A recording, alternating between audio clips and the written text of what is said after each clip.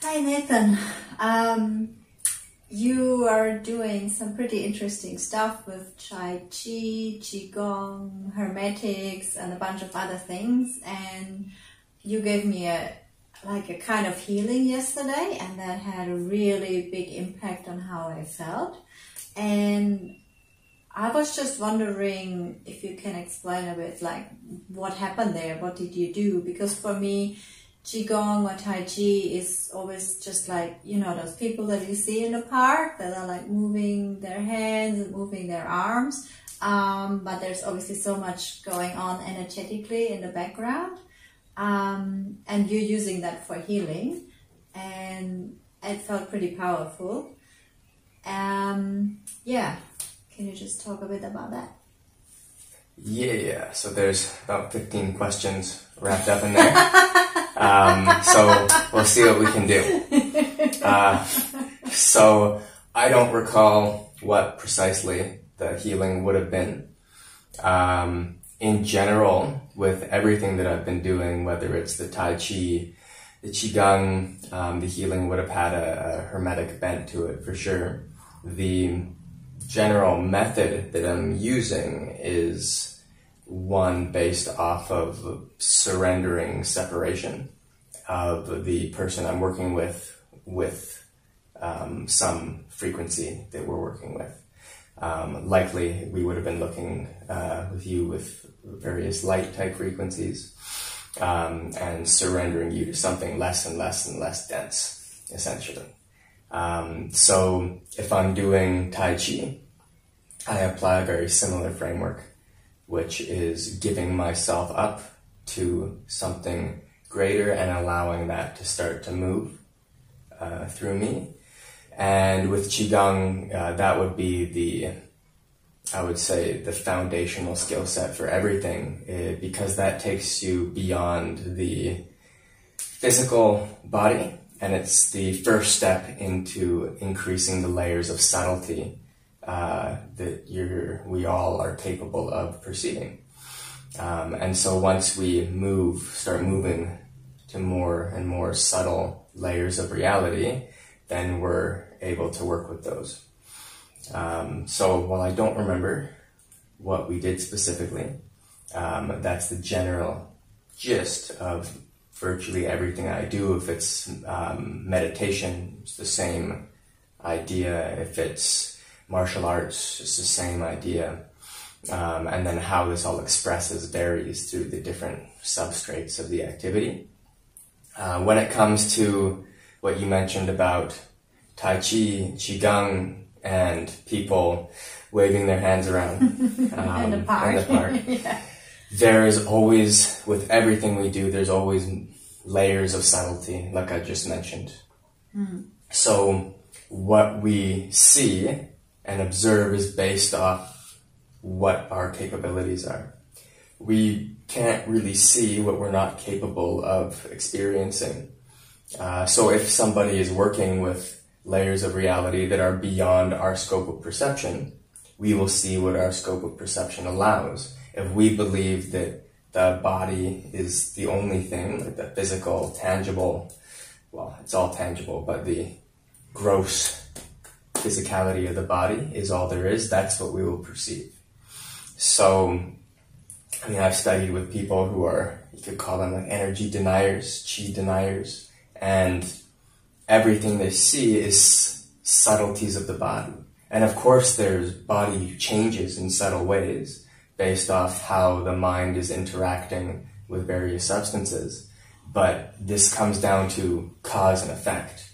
And if we try to make the cause the subtlety of the body, we'll always be looking at how to refine with our conscious thinking mind how to make the body move more subtly. And what ideally we want is to have a much larger perspective that can look at deeper causes and effects and look at the subtleties of movement in the body and see them as they are when it comes to how they relate to changes in the type of substrate we're working with and the type of causational chain that we're working with as well. And if that answers your questions, awesome. And if not, keep them coming.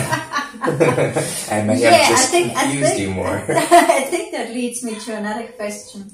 So, it sounds like you can influence the physical body in terms of, you know, if I have an injury in my shoulder or in my spine or something, that you can influence that, and that's related to some energetic cause, maybe some emotion or some feeling, and you actually can influence that. How does that work? Yes. Yes would be the simple answer. When it comes to injuries and pains and all of this stuff, it's all, in my experience, very complicated. And we all only have our own experience to use as a framework for understanding. But stuff can be very, very complicated. Let's say you have, a shoulder injury, right? And it doesn't heal, it doesn't go away. And you go to your physios, you go to your acupuncturists, you go to your chiropractors, you go to your insert, whatever. And everyone's looking at the shoulder. Well, maybe the shoulder of the body isn't the issue. Okay, maybe if we want to look and maintain like a body-centric focus on it, maybe we need to start looking at things deeper. So things like the spine, the pericardial tissue, these sacs that the lungs sit in and help with that pressurization, diaphragmatic issues, and all of this stuff can play a massive role when it comes to, say, a shoulder injury. But we also have the energetic side of things. So maybe you have emotional baggage, and if you're a tight-hearted person, you have trouble surrendering the heart. It's very common that tight-chested people have long-standing shoulder issues that I've noticed, and maybe other people have observed different things. This is a common trait that I've noticed, is that non-healing shoulder issues typically have to do, or at least have a strong relationship with very tight-chested people. So you got to look at that stuff, and if you have an emotional instigator that creates a tension, then you get a physical injury in the shoulder. It's not just that physical injury, that's layered on top of the thing that came first, which might be an emotional tension in and around, say, the heart. And then you get this injury. And then you start, I have this injury. Okay, now there's more emotion being packed on top of that. And then something else happens, and he just starts articulating back and forth, and these layers of tension and injury start to increase and become more and more and more complex.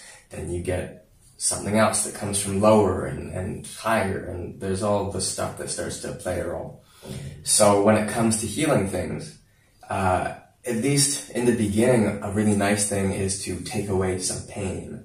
And so that's where some Qigong skill is really helpful, where you can touch into the, ideally the source of the injury, but maybe it's just the person's perception of the pain, and you touch into the pain, and then you basically poke a hole in it and let that PSI or the pressure spread out to a much greater space, or you dissolve that energy entirely. And then the perception of the pain disappears because the energy isn't locked in that spot anymore. And sometimes that alone can do everything, can fully fix an issue. And sometimes it's just an alleviation of pain.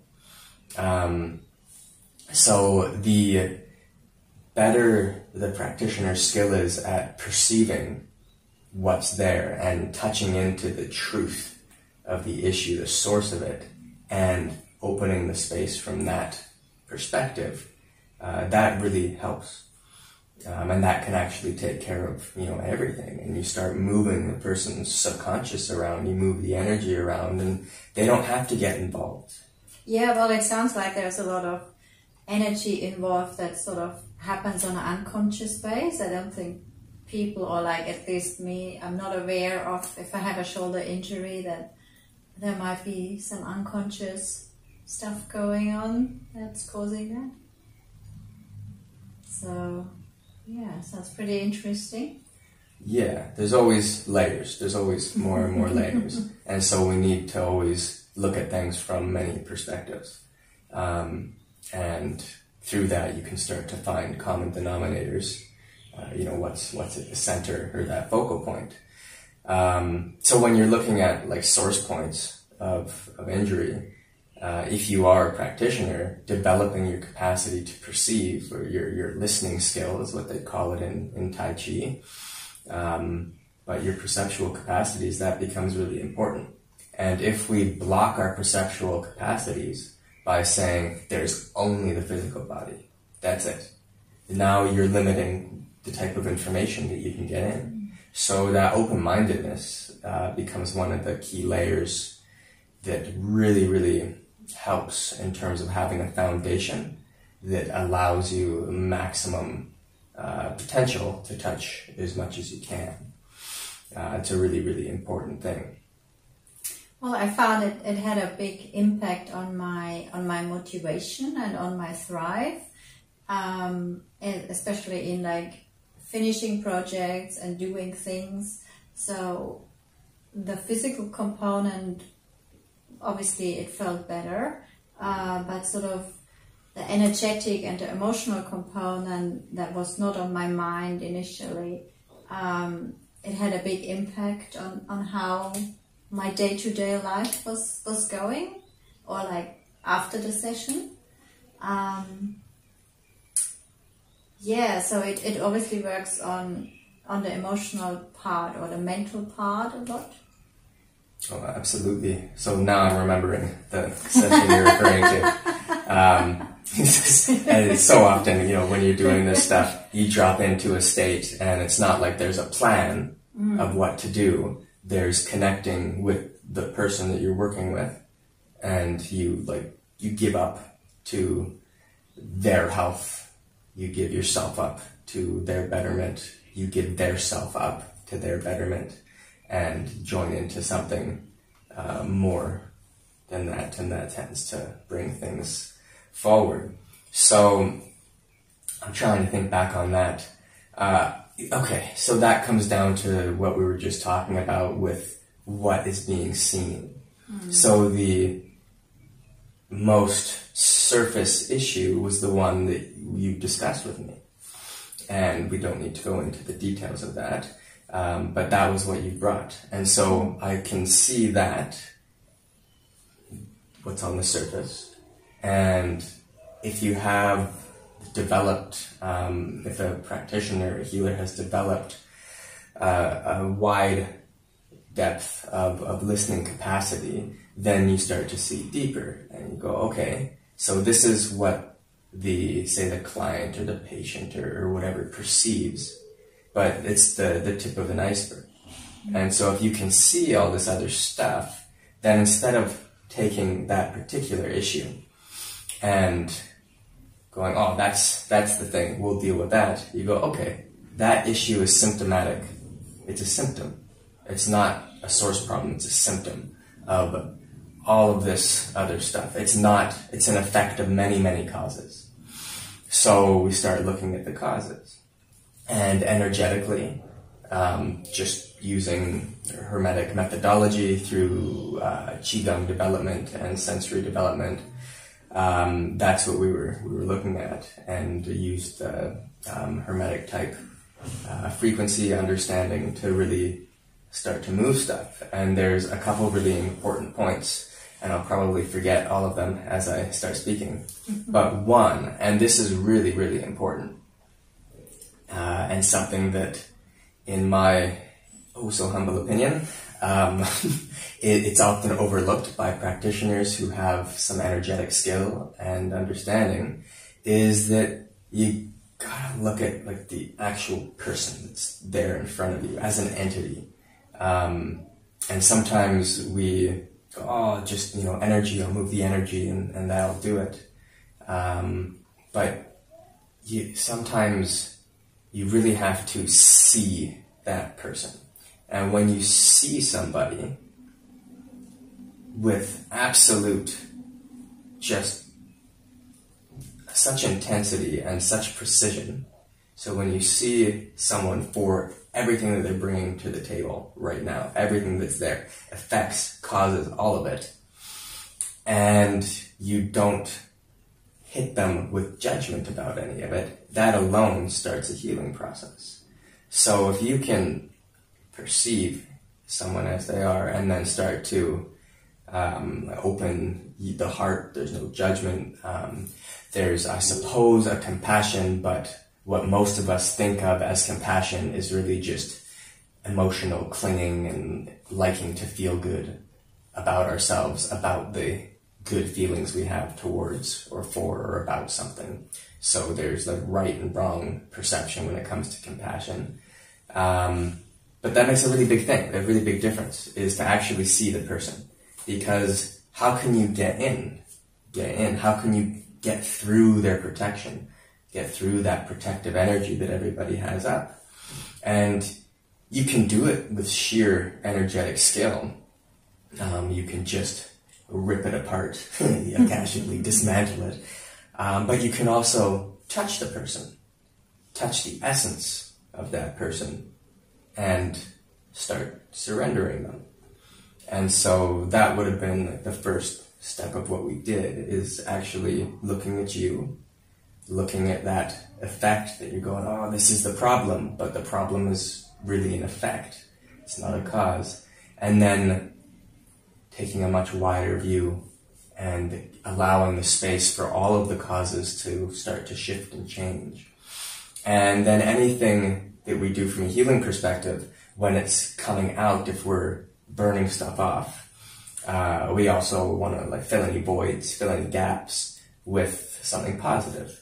And so that was a big part of what we did, aside from incinerating the issues and, steaming those off, was then filling what was left over, all that space, with the things, motivation, drive, excitement for life, excitement for the future, and possibility, excitement, joy, contentment within all that. And that creates just potential and capability. So I think there's so many things that come into play when we're talking about healing, or doing specific healing work on individuals, that if we look at it as like problem centric, this is a problem and we're going to deal with it, pop, pop, pop, pop, we're always going to be running in circles. But also, you were the one that had the experience, and so if I think, oh, I did such a good job. I surrendered so well. And then we run into a problem. And then, you go, yeah, but nothing happened. Like, no, I did such a good job. Me. Right? And that doesn't really help with the whole process. Yeah. And most healers I've been to have a good chunk of their own kind of ego involved, however that presents itself. And that's probably a whole other video on like how that can present itself, because you've worked in the therapeutic and healing world a lot. So just getting out of the way as much as you can. And then making sure that, like, as the person who's received the healing, that there's actual change. Like, if you just enjoy coming to see me and talking with me, that serves some value. And I've had, private students in the past and all kinds of people who just enjoy, like, being around me. But that's not really enough when it comes to the healing thing. I don't want to be an anchor for them. They have to come to me once a week to feel good about themselves. It's a great business model, right? It's superb business model.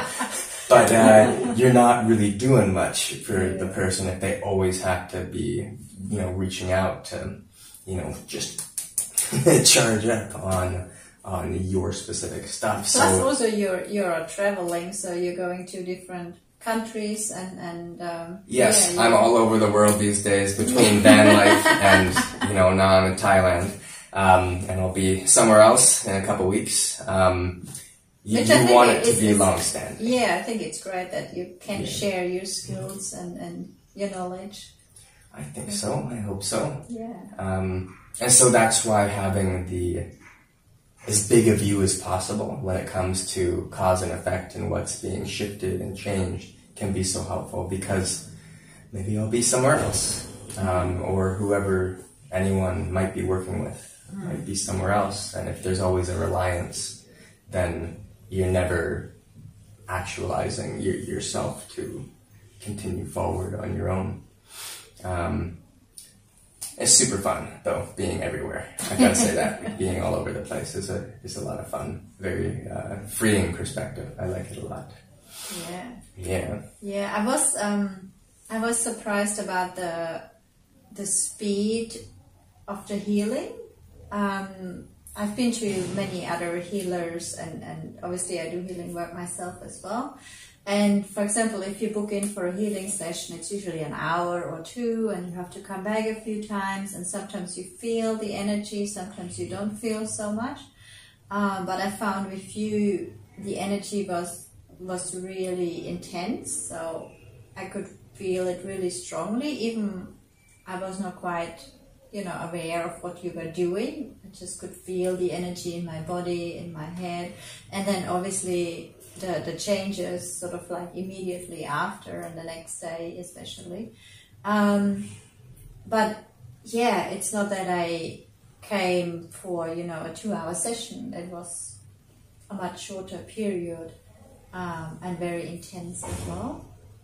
And I'm surprised, if I would go and see another Tai Chi or Qigong practitioner, would it be the same? Because you have so many different skills, and so you're combining everything, and that's why it's so fast and effective? Or is that with every practitioner in general in that field? Okay, once more. About 15 questions. 15 questions. Just slammed into one. So bang, bang, bang. Thank you. So you're testing my concentration capacity. So firstly, definitely not. There is no one who does the same thing as anyone else does, as far as I can tell, in any field or anything. Especially the more refined you go, the more just subtle directions people will take with their path, with what they work with. I think it's almost impossible. Not impossible, but almost impossible to do exactly the same thing as somebody. So, definitely not on that front. Now, you have like cookie cutter Tai Chi. Maybe people are going to a class, someone's leading some type of form at the front of the class, and people are following along. It would be more of a social type of experience. Maybe that teacher is very purposefully working the energetic environment and making it a very positive experience, heartwarming, happy, friendly, and doing transmission and healing in the background. And the Tai Chi is what the students think they're coming for. And the teacher's like, yeah, I don't care about you guys learning Tai Chi. I'm changing your life from the background. Awesome if that's happening. Is it happening? Probably not. Right? But it could be. With Qigong, majority of Qigong is body-centric, moving energy within the body, and say building energy in the body or moving energy in the body to create a cleaning type of effect, or building it to create power. And neither that nor that Tai Chi framework we just mentioned are really related to what we were doing. the Qigong is a great tool for developing awareness of more and more subtle forms of energy. And, how you go about that, it doesn't take a really long time. You can do that pretty quick. It just takes a little bit of effort and some, half decent even instruction. Obviously, the better the instruction, the better the transmission, the more there'll be inside it. So you want to look at what and how a person is doing a thing, and never look at just what you like about a thing. So a lot of people come to Tai Chi, they go, oh, I saw people doing it in the park, it looked so graceful, and I want to be graceful and move pretty and blah, blah, blah. And okay, there's something to that. But there's also something that they couldn't see, but perhaps a part of them was able to perceive, which in the sense of Tai Chi is a harmony. If it's being done well, as the practitioner improves more and more and more, there's a harmony that's often referred to as Zhongding, and I'm probably pronouncing that wrong because I butcher most pronunciation, even in English.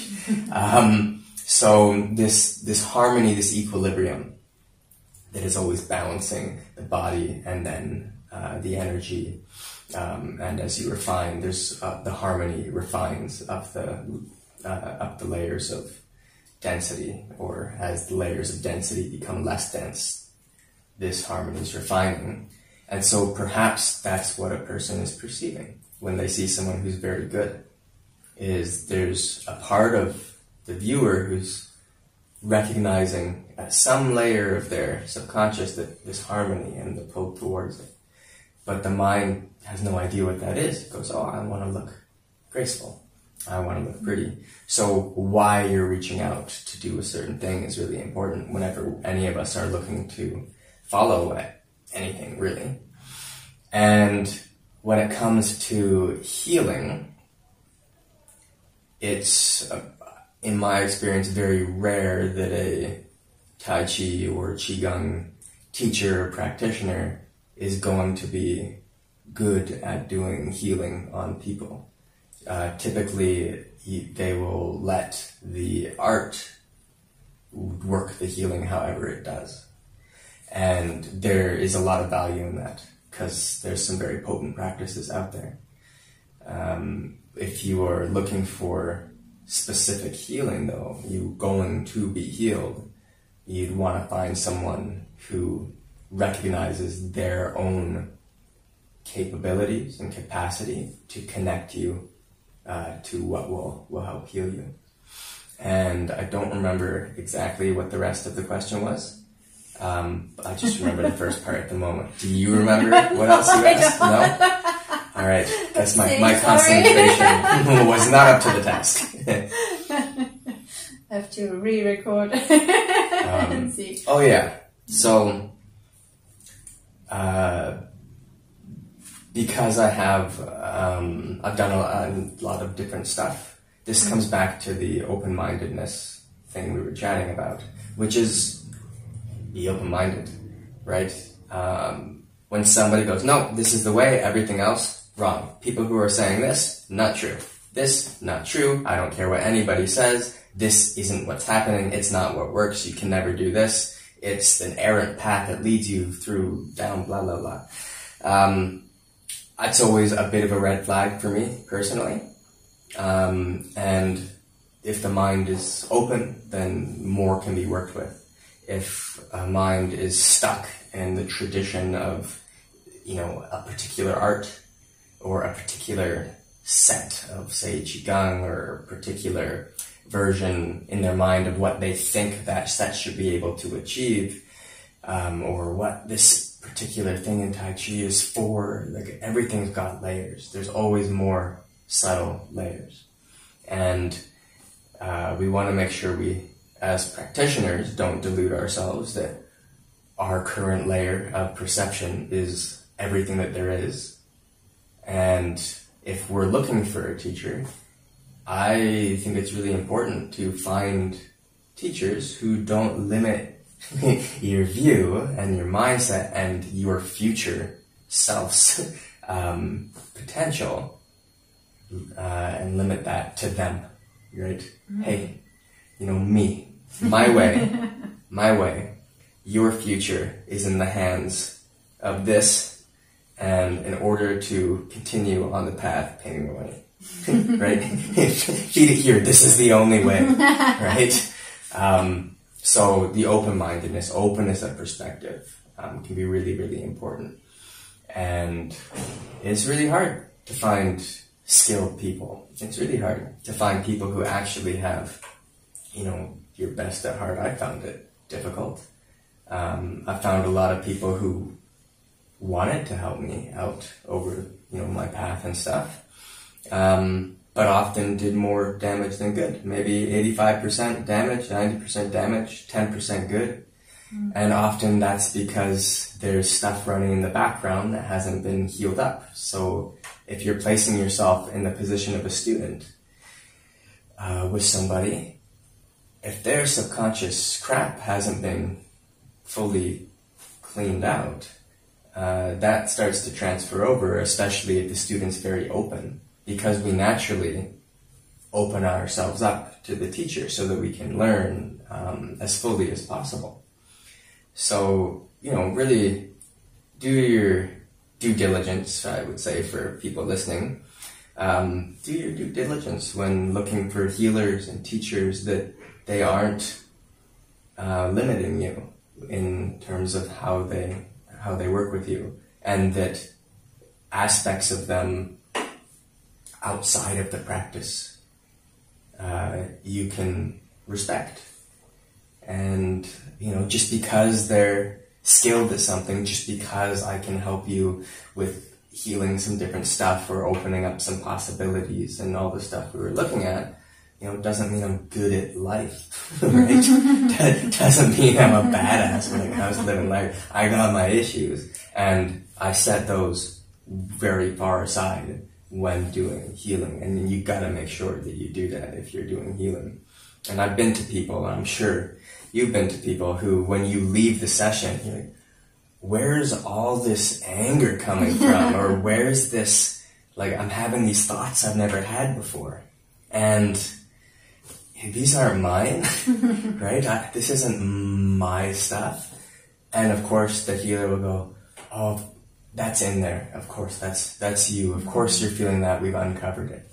And that might be true. Don't get me wrong. That could very well be true. However, it could also be their stuff, the information of them that's transferring. Some of it's transferring through the energetic communication. So, as a general rule of thumb, I like to try to find teachers, or if it's healers you're looking for, who are interacting with me from not themselves. They're letting that astral side of them step aside, and they're at stillness and beyond stillness and working from there. There's also, to contradict myself entirely, an aspect of people I like, which is practitioners and healers and teachers, which is when they do bring their astral self to the table and present that side of them honestly, and they're not presenting this false reality of I'm a sage and a saint and blah, blah, blah, but they're presenting themselves honestly, and then when they do the work that they're going to do, they can set that part of them aside and really engage. Now, of course, it's still there, right? But they're, in that moment, surrendering themselves to what it is that they're doing to the task. And so it's not going to be very influential. But if it's we were talking, hey, me, I'm teaching. Hey, me, I'm healing. Look how good I am at healing you. I'm so good. If I'm self-gratifying, getting self-gratification out of your experience, then, I'm attached my happiness and self-image and stuff gets attached to your experience, which might not be so good for either of us, because then, if I'm working with a client or a group of students, then, I might start trying to encourage them to have experiences that validate me and my own self-image. And if I want to validate my self-image through brainwashing students to tell me that I'm amazing and that they're getting this amazing experience in life, that's not so helpful to me on my path of development, and it's not so helpful to them on their path of development. I'm just creating illusion in myself and others, and the thing that is always behind everything that I do is as close as I can get to truth, an absolute truth, and deeper and deeper and deeper layers of truth, cutting through illusion until I eventually find the truth that is truth. And that is what all that's left. So anything that's against that is a direct contradiction to where I want to go. So if it's a Tai Chi teacher I'm looking for, do you want the honesty? I'm looking for the truth in that. If it's a Qigong practitioner, the truth in it. And there may be truth at the layer that that practitioner or teacher is perceiving at. And that might be very true from that perspective of density. But as you start to, I want to say ascend more, but as you start to progress along the path more and more, you go, okay, well, this is very of form and useful, but is it the same as this? No. And we all like to feel good about ourselves by going, oh, it's all the same thing. Nope. Not all the same thing. If it was the same thing, we'd all get the same results. And if everything's the same, then everything's bullshit at the same time, right? If everything is something, then nothing is something. So just it's okay to be wrong, to try something and go, oh, I tried that thing. I invested 3 years in that training. And now I'm doing this because that didn't have, it was great to get me to here, but it's not the be all end all. There's always something else. And that was the other thing I wanted to bring up with the question that I no longer remember was just allow it. You gotta, what's that runny quote? Let the dead leaves fall. You gotta let yourself progress. And if we get attached to our methods, we can't. We always will get stuck. So just be free, be honest. And if you see something's working, awesome. Keep doing it. Find ways to naturally, organically tweak it to make it better. Don't try to be better than it and improve upon it, but allow yourself to grow, and the methods will grow and change and evolve. And, you've shared a little bit about your history with what the excitement you have with spiritual arts and all the different trainings and things that you've done. And there's not a lot of people that can do that. They can go to all these trainings and just engage with an excited, open mind and not go, hey, but my blah, blah, blah training said this. Oh, hey, but I'm stuck in this box. I'm stuck in this box. And it's cool. It's fun. And, that's the thing, is having fun with all the stuff. If I'm doing a healing, it's having fun as well. I'm getting I am getting a very good practice when I'm doing a healing. It's beyond me. So because of that, the absorption, it's almost like free practice. It's easier. It's easier to get high quality practice when it's for other people, because you have a very clear reason that you're doing so.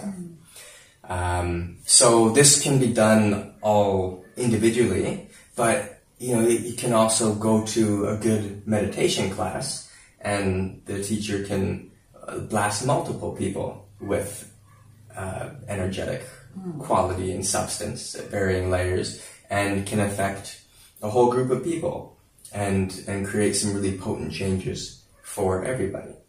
And the more people that are involved in a practice together, if everybody is contributing to the best of their current skills, you can get a really nice exponential effect in terms of the energy.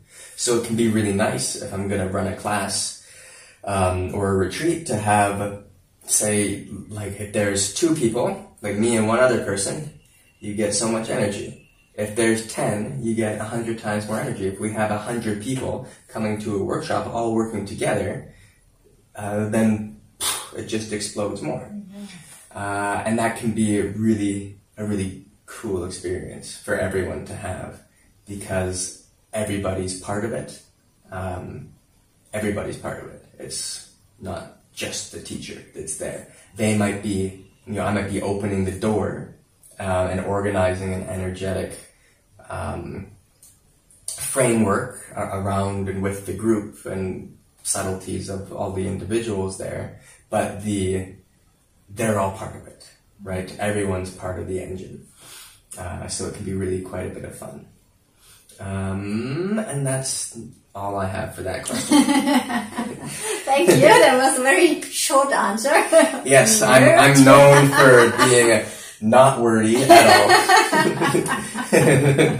And not over talking. No. I found your energy very, very clean, and also there was no judgment in there, and no looking down or putting me in any category. And also you didn't make me go into, you didn't ask any awkward questions, so to say. Which was very nice. Mm-hmm. But if I wanted to know more about, the Tai Chi and the Qigong, and I wanted to learn, I saw you offer some online courses as well. And do you have any workshops or anything you do where I could come and just explore and try, or even go deeper if I've tried it already? If somebody has tried it already? Yeah, I have a couple of online programs. I have a Tai Chi Level 1 program that's takes about a couple of years to get through that. And it's a really solid foundation to get people moving. I also have a Qigong program, and that one is more geared towards the energy work. What's really nice with the Tai Chi is that it gives you a set, a framework that you can be working your Qigong skills while doing the Tai Chi, if you like doing both. That's great. The Tai Chi course is more focused on getting some of the physical qualities and these release type components of the mind's relationship with the body functioning. And that's super useful for Qigong, because if you can get that release into a unification within your own harmony, within your own system from a physical perspective, if you are having days where you're like, I can't feel the energy, I can't touch into it, from the Qigong perspective, you can always go into the body, release, find those mechanics, find the state of mind at that layer, and there's always something you can work on. So the Tai Chi is really, really useful because it really includes the body in a big way. And if you're looking at working subtle types of force and moving that through the body and really working the connection of the body and the harmony within the body and the tissue, that's a wonderful foundation for everything else. And like I said, it gives you a set that at the end of it, we do, maybe you have there's a couple sets in the mirror image sets in the level 1 program. Maybe it takes you 10 minutes to do one, 10 minutes to do the other, that's 20 minutes. Maybe you do that 20 minutes 3 times. There's an hour of practice, and there's a part of the mind in the beginning that might enjoy the novelty and not want to stand there and just focus on, a whole lot of one thing for an hour. And I often kind of describe Tai Chi as a gateway drug to meditation and to deeper layers of stillness, because it does offer the mind some, the monkey mind, some bits of fruit and whatever to keep it entertained. In terms of workshops, I'm available. People want to book in, they can reach out, and I can come down wherever, or over or up, wherever they might be, and put on something. Usually for workshops, you want a minimum of 3 days. A week, 10 days is ideal to really, as a short period of time, to get stuff into people.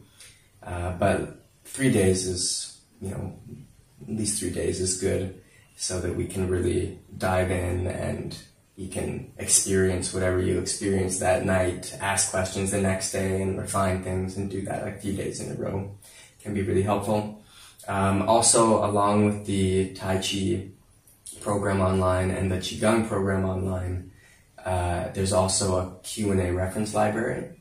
And so that's video answers to any questions people have about the programs if they're going through it. It's also available separately from the programs as well. So that's an option as well for folks.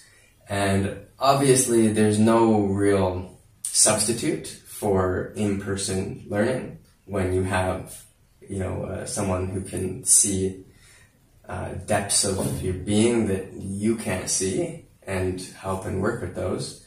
But until then, or in between those bouts, it's really nice to have something that's pushing you to practice a little bit, to have weekly lessons that are opening up, or if you have questions, you shoot an email and I'll put a video up on the Q&A reference library to just get that kick, question, confusion, because so often people go, I didn't practice because I thought I was doing it wrong. I thought I didn't want to do it wrong. It's like, well, you also very much didn't do it right. If you were practicing, right? So, even in Buddhism, one of the 5 evils or maras is doubt. And it's one of the most debilitating things with any type of practice. So to get some clarity can be super, super helpful. Mm-hmm. And that's all I have to say at the moment on that. Anything else I can do for you? I'm wondering if somebody is interested in just becoming stronger in mentally, I guess. Would that sort of program help for them as well? In some ways, yes. Developing any type of concentration is helpful.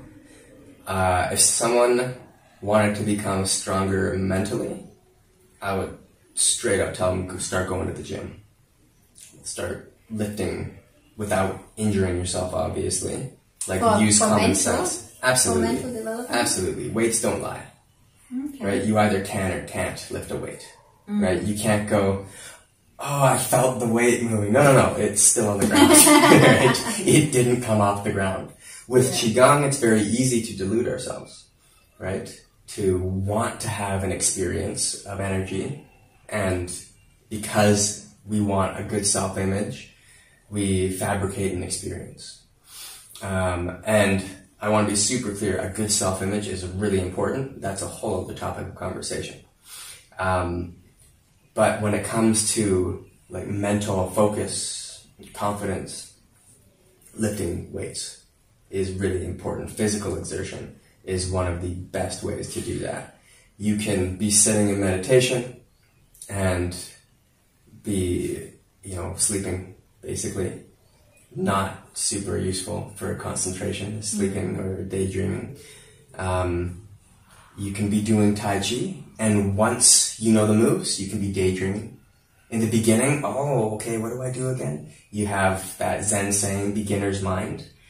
And so what a big part of what beginner's mind is that you're fairly fully focused on the task at hand.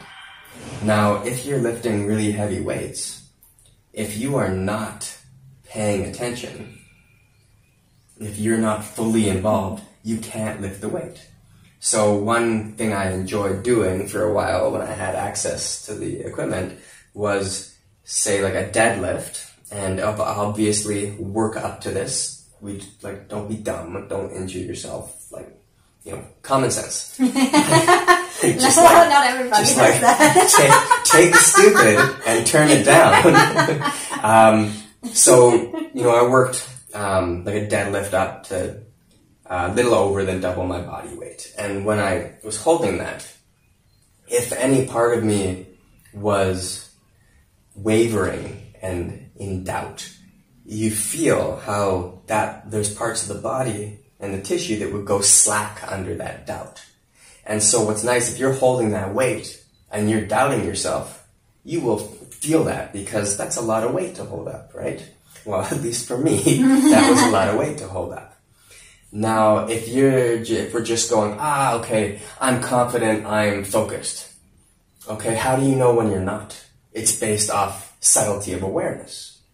When can you catch your mind wandering to something else? But if you're holding a really heavy weight, it will tell you when your mind is wandering to something else. Either because you break it, something breaks, or you get something gives when you don't have that focus. And if you're going to go really, really heavy, it's probably smartest to do it with a machine where it's very difficult to injure yourself. But you can push yourself potentially further. I know one guy what was his last thing? Doing leg presses. I think it was 820 plus pounds on a leg press. And that's my brother, and he's crazy strong. So what he was telling me, by the way, personal trainer in Vancouver, Be Mighty Personal Training. That's Max, my brother, who's cranking out those numbers on the leg press. He was saying that you can't do that if you're not really focused, and there's something about it.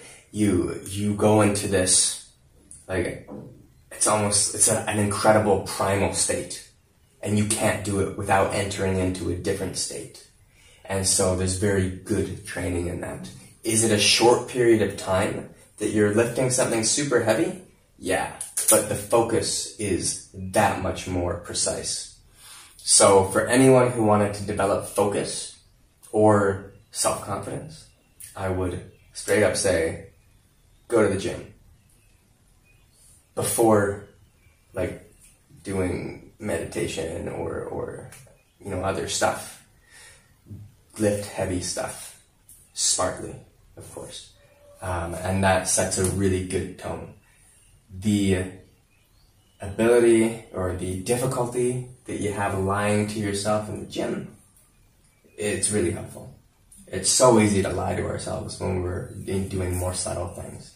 But if you have confidence issues, and then you go, okay, I couldn't lift, 100 pounds over my head, and now I can. You've developed a very solid step-by-step understanding with yourself that if I do a thing with consistency and focus, I can progress. And to develop a belief structure that if you put time into something, you can progress with it, that's really, really helpful. And like we said, if you're not focusing with the weight, something's going to give, right? Yeah. So the focus comes as a byproduct.